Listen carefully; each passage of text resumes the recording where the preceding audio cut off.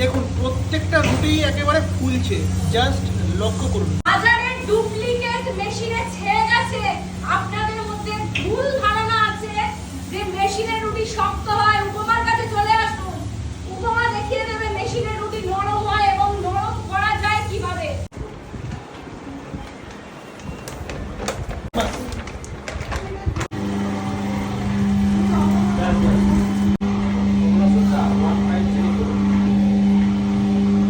মেখে রাখা আটা এবার আমি তুলে নেব।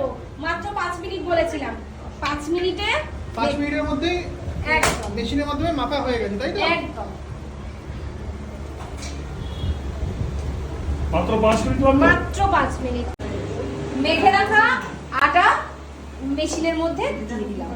মেখে রাখা আটাগুলো দেখো সমানভাবে কাটছে এবং এই মেশিনটা ঘন্টায় 3000 পিস একসাথে কাটতে পারে।